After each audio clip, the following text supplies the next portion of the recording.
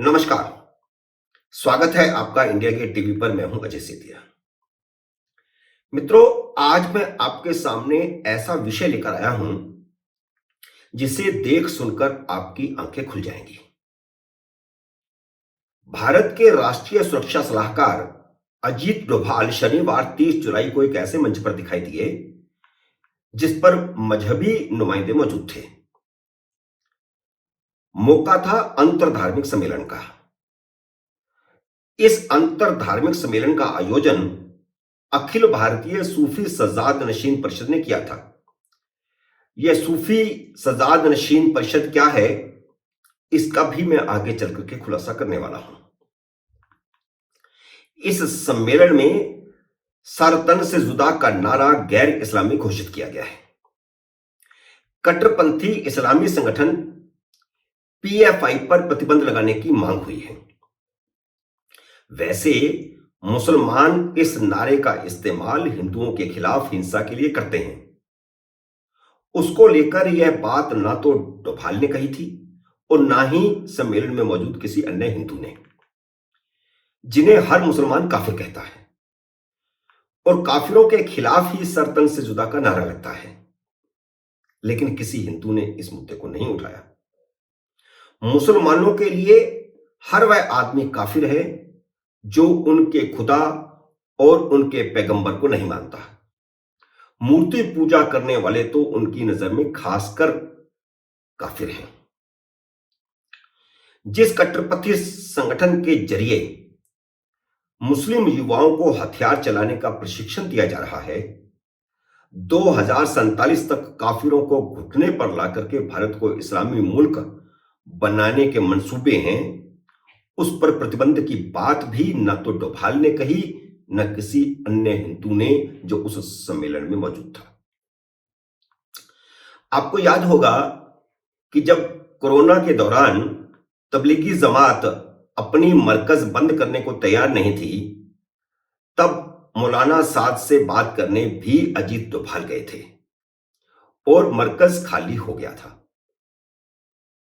फिर जब उत्तर पूर्वी दिल्ली में दंगे भड़के तो यह डोभाल ही थे जिनके सड़क पर दिखने के बाद राजधानी का यह इलाका शांत हो गया था।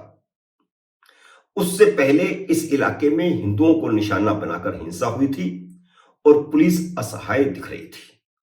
कई हिंदुओं का कत्ल हुआ था। नरेंद्र मोदी ने मुसलमानों से ताल्लुक बनाए रखने के लिए अजीत डोभाल को लगा रखा है। अब जब अजमेर की दरगाह के चिश्ती परिवार के अनेक सदस्यों का आतंकवादियों से संबंध जाहिर हो चुका है, तो अजीत डोभाल अजमेर दरगाह के मोर्चे पर सक्रिय हो गए हैं। जब से दरगाह के खादिमों का आतंकवादी संगठन पीएफआई से रिश्ता जाहिर हुआ है, हिंदुओं ने दरगाह जाना लगभग बंद कर दिया है। ऐसे में अजीत डोभाल दरगाह की मदद के लिए आगे आए हैं। उन्होंने चिश्ती परिवार में फूट डालकर दरगाह की इज्जत बचाने की कोशिश शुरू कर दी है। अब ये फूट डाली है या कोई नई साजिश है, इसके बारे में हम नहीं कह सकते। यह वैसे ही है जैसे सुधींद्र कुलकर्णी ने लाल कृष्ण अडवाणी को जिन्ना की मजार पर ले जाकर जिन्ना की तारीफ में कसीदे पढ़वाए थे। डोभाल किसी सैयद नसीरुद्दीन चिश्ती को उठा लाए हैं। नसीरुद्दीन चिश्ती ने यह अंतर धार्मिक सम्मेलन किया। वह अखिल भारतीय सूफी सज्जाद नशीन परिषद के अध्यक्ष हैं। सूफी सज्जाद नशीन परिषद का गठन भी उन्होंने किया है। वैसे यह उनकी जेपी संस्था है। चिश्ती परिवार का हर सदस्य विदेशी चंदा हासिल करने के लिए इस तरह की कोई ना कोई दुकान चलाता है। इस सम्मेलन में ये दोनों बातें नसीरुद्दीन चिश्ती ने कही हैं कि सरतन से जुदा इस्लामी नहीं है और पीएफआई पर प्रतिबंध लगाना चाहिए। लेकिन साथ ही उन्होंने यह भी जोड़ा कि अगर उसके खिलाफ ठोस सबूत हो तो प्रतिबंध लगाएं। देखिए, ऑल इंडिया सूफी सज्जाद नशीन काउंसिल की तरफ से एक इंटरफेथ कॉन्फ्रेंस का ऑर्गेनाइज की गई थी। मैं उसका फाउंडर चेयरमैन हूं और उसके साथ साथ मैं अजमेर दरगाह के जो स्पिरिचुअल हेड हैं किबला दीवान सैयद ज़ैनुल आबिदीन साहब, मैं उनका उत्तराधिकारी भी हूं। आज हम रेजोल्यूशन पास कर रहे हैं 3-4 इश्यूज पे कि एक तो इस सर तन से जुदा के जो नारे लगाए जाते हैं ये एंटी इस्लामिक है, एंटी रिलीजन स्लोगन है और हम समझते हैं कि ऐसे लोगों को देशद्रोही घोषित करना चाहिए। ये किसी भी मजहब से ताल्लुकात नहीं रखते ऐसे नारे। और एक तालिबानी थॉट जो हमारे मुल्क में लाई जा रही है, जिस तरीके से गुज़िश्ता कुछ दिनों में देखने में आया, उसको हम ग्राउंड लेवल पे जाके काउंटर करें। बंद कमरों में बैठ के काउंटर करने से अब काम नहीं चलेगा।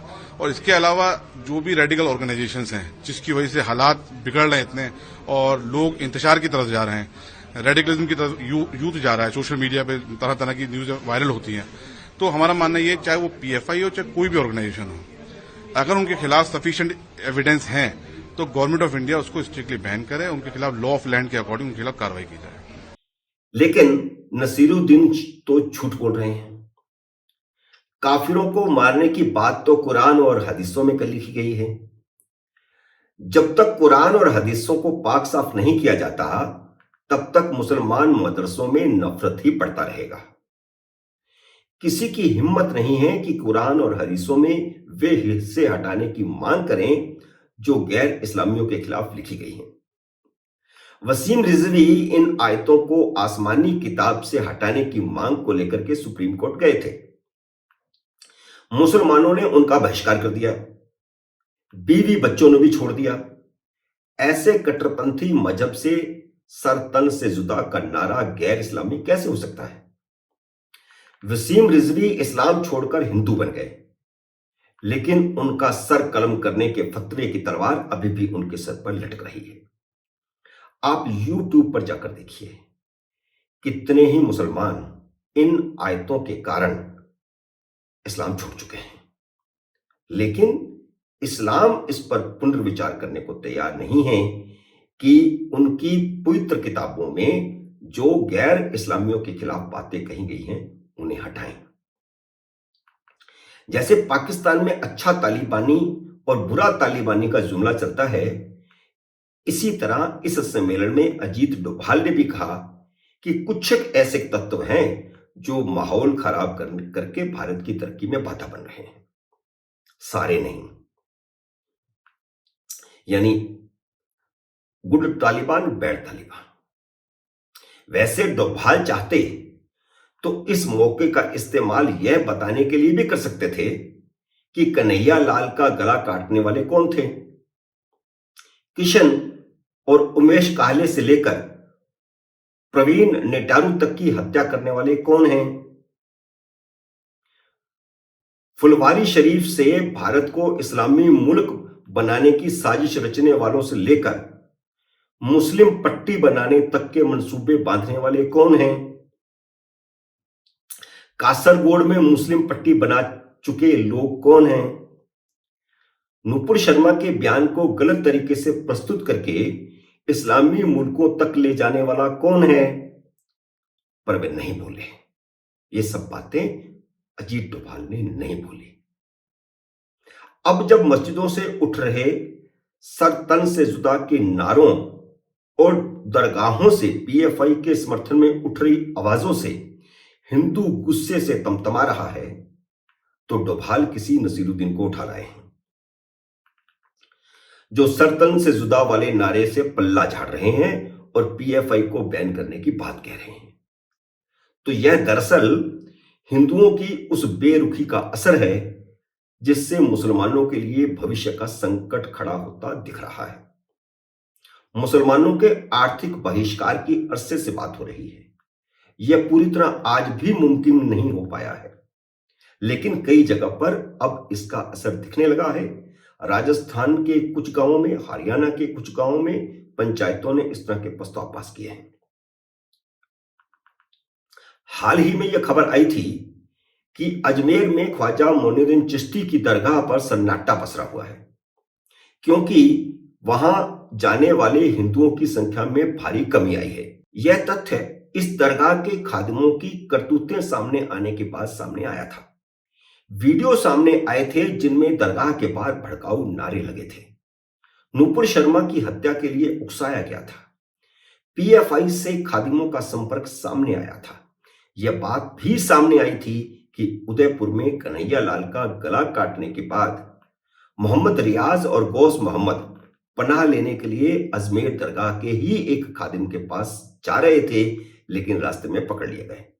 ऐसा नहीं है कि यह असर सिर्फ अजमेर तक ही सीमित है। दिल्ली में हजरत निजामुद्दीन औलिया की दरगाह पर आने वाले हिंदू भी करीब 60% तक कम हो चुके हैं। दरगाह के दीवान अली मुसा निजामी ने खुद कबूल किया है कि पहले यहां खूब हिंदू आते थे, हर रोज आते थे। दोपहर 2 बजे से रात 11 बजे तक दरगाह पर आने वालों में खूब हिंदू होते थे, लेकिन अब इक्का दुक्का हिंदू ही आते हैं। पहले यहां हिंदू भंडारे भी लगाते थे, करीब करीब रोज कोई ना कोई हिंदू वहां भंडारे लगाता था, अन्न और पैसा बांटते थे, लेकिन अब वैसी स्थिति नहीं रही। इसी तरह के असर की रिपोर्टें देश के अन्य हिस्सों से, दरगाहों और मजारों से आ रही हैं। इन जगहों की रौनक ही हिंदुओं से थी। हिंदुओं के पैसे से ही इनके घरों का चूल्हा जलता था। हिंदुओं के पैसे से ही वे काफिरों का सर तन से जुदा करने का संदेश फैलाते हैं। हिंदुओं के पैसे से ही वे हिंदुओं को घुटनों पर लाकर भारत को इस्लामिक मुल्क बनाने की साजिश पर काम करते हैं। उनके इस आर्थिक स्रोत पर मार केवल दरगाह की घटती कमाई से ही नहीं पड़ी है। कर्नाटक में जिस परवीन नेटारू को कुल्हाड़ी से काट दिया गया, उसने हिंदुओं के लिए चिकन शॉप खोली थी।